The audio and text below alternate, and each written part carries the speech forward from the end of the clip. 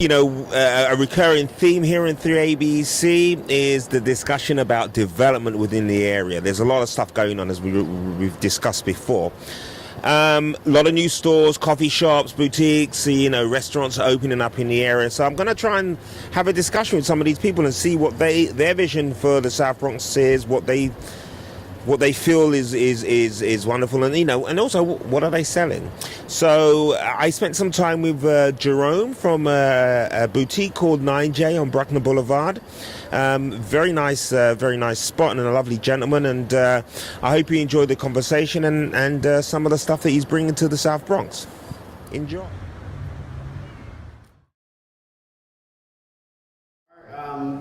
9J is what I call a galatique. Okay. And it mixes gallery references as far as art, along with boutique clothing that I create, and also house all the designers from all over the world and from the Bronx. Nice. So it's a creative space for creatives.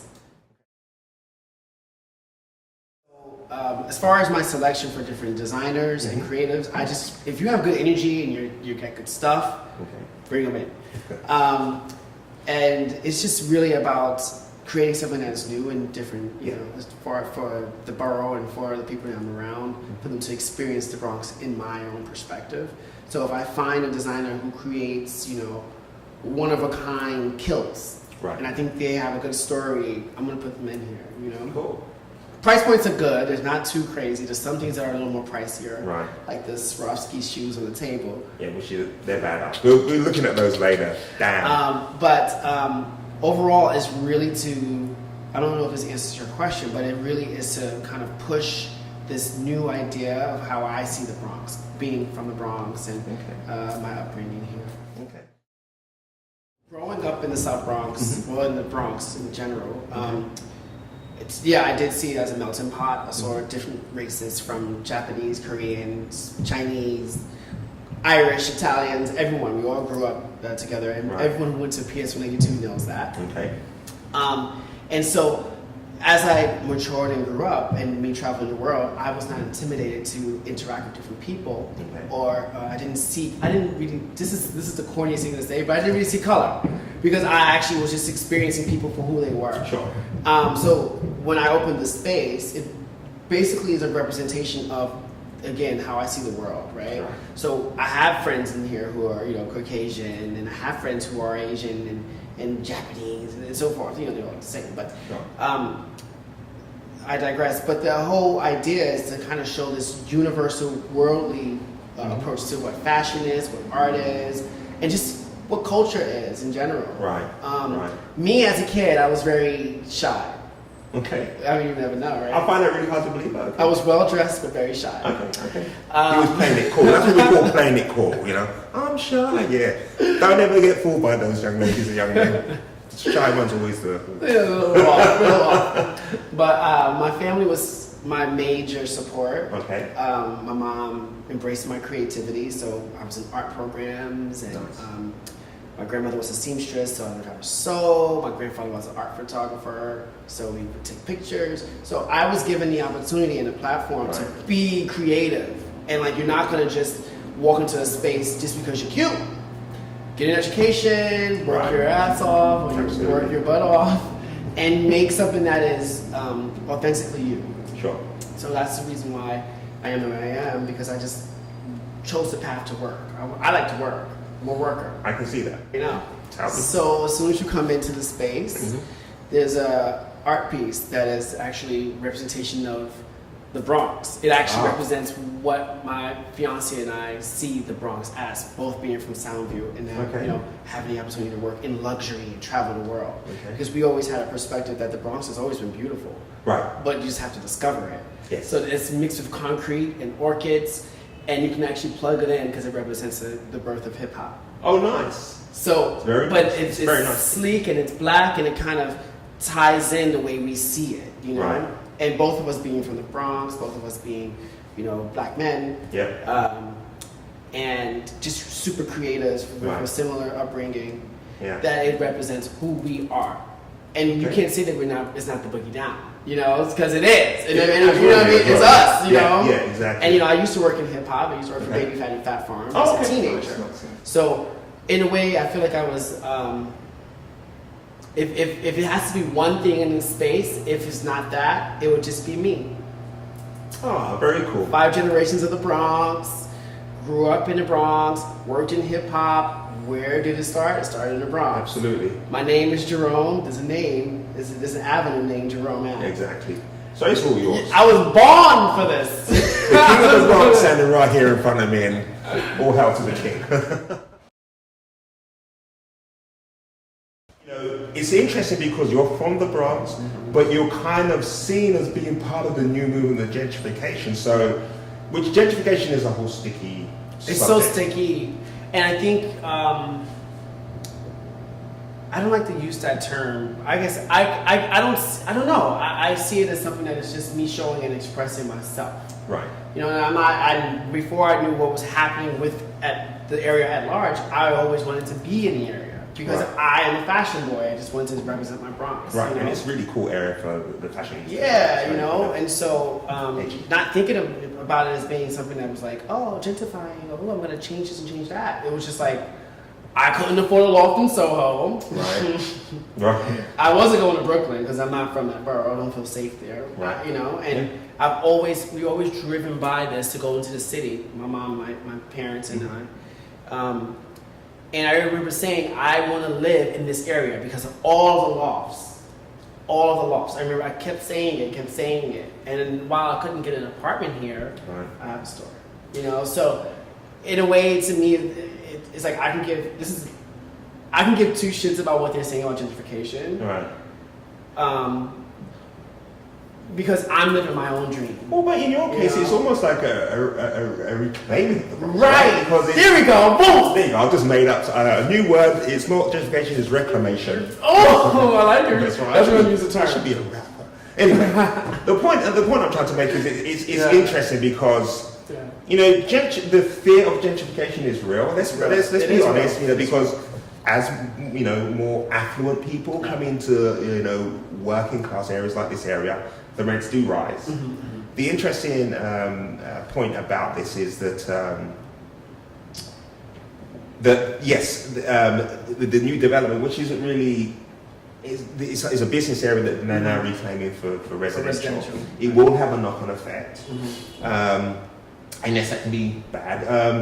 I don't think it's going to affect our friends in the projects across the street, because I don't think they're going to be affected by the rent hikes. So yeah, for us people like myself, and maybe people like you who are kind of renting and they've got this kind of like these private landlords, they might see that as an opportunity. And it's a challenge.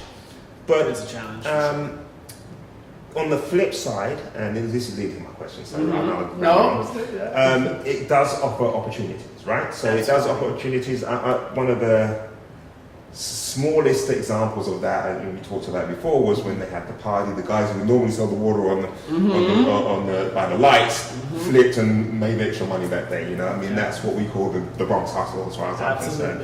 So, from the point of view of opportunities that might come with gentrification for your business and maybe for people in the local area, how do you see those opportunities helping you?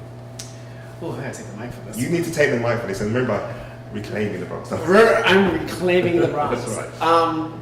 For me, I think it's a great idea. I think I love the idea of newness. That's why the store is how it is.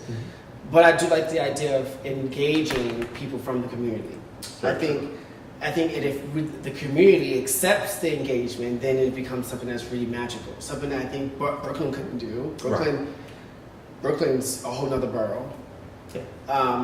But because the Bronx has so much pride and we've been forgotten for so many decades, I think it'd be smart for people from the area, from the Bronx, to actually maybe stop fighting so much and I guess,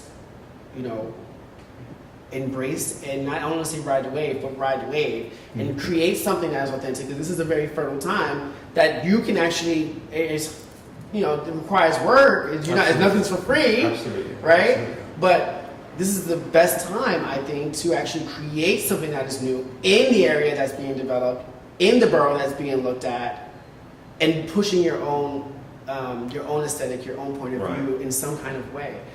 There's so much opportunity here, some that would never happen again in the history of New York. Right. And if you're not smart or you're smart enough to see it, or you feel like it's going to change too much, you're going to miss the opportunity. Again, just like people miss the opportunity in Harlem. Yeah. People miss the opportunity in the Lower East Side. They forgot they didn't want to be part of that. Sure. They didn't even look at the opportunity in Brooklyn, which is the most recent. So I remember, this is interesting. Yeah. Because I remember being a kid, and my mom and my dad was in the front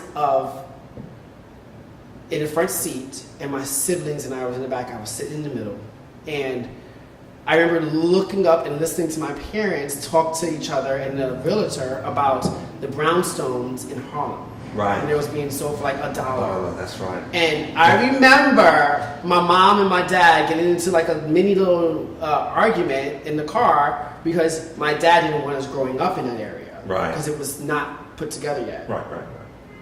And I remember in the back of my mind, and actually I remember saying to my mom and my dad, saying, but I could buy it. I have $5. I can buy 5 buildings. Right. I remember saying that. Wow. And then my dad turned around and was like, save your $5. But I remember saying to myself, but why would we save $5 when we can just buy these buildings? Exactly. I remember saying that. Yeah. You know, and not understanding exactly what was happening.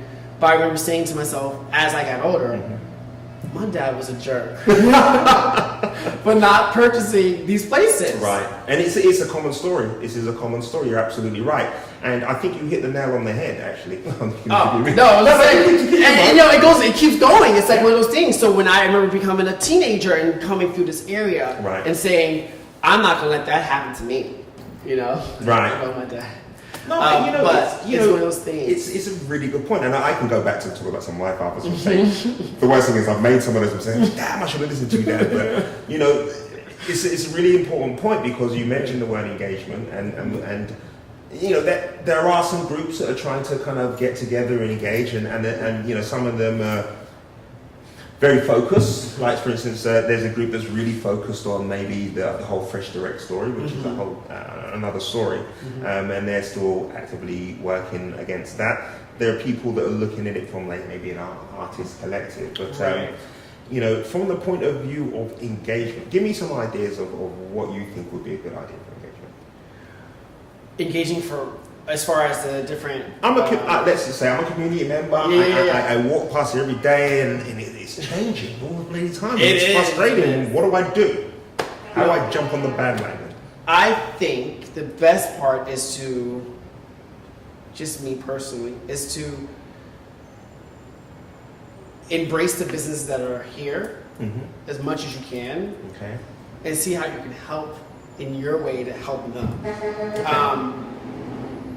I don't know why, I just think that's like the coolest way to start because we are in this together. Absolutely. We literally are like the calm before the storm. Absolutely. So it's like, okay, if you get engaged, like for example, you met one of my guys who helped me, and and he's from the neighborhood, and he helps me all the time. Exactly, and now he walked in, the connection between me and him, things that are happening between him. So you're absolutely right. So he walked in and was like, "You need help with some stuff," and I was like, "Yeah, I do. I need to move these cacti to the back," and and he started helping me, and now he's part of my team in a way, Exactly. And as I grow, he will grow with me, Absolutely. or if he wants to do something else. But I plan on having an amazing team and an amazing store that can grow, And that's how I see it. I see if you're not part of the community, if you're part of the community and you're not engaged in if you don't interact with the businesses that's already happening, then you're gonna really miss it. Because then if that's the case, this is your way into doing something of your own. I think. Absolutely. I think, but that's just my perspective. One other, being someone who's not from the Bronx. One of the things I do like about New York is, there's opportunities, and it's really, if you can do it or not. Don't get me wrong, it's not, it's not like the Frank Sinatra song. Really, you do have to pull your socks up and get stuck in. All those cliches are true, but yes, there is opportunities, and I find that I've seen people like I know this young cat who's like he bought his house a few years ago, and he works as a doorman, in the building. But he's also started his own gallery and stuff like that. He's started to grow himself. And it's a beautiful story. This young kid from here who's decided to see what's going on and he's taking advantage. His artistic expression, he's using that to kind of drive what he's doing. And you know, he's hustling and making it happen. And so there are examples of that happening, but I guess you're right, people just need to engage. I think it's about engaging.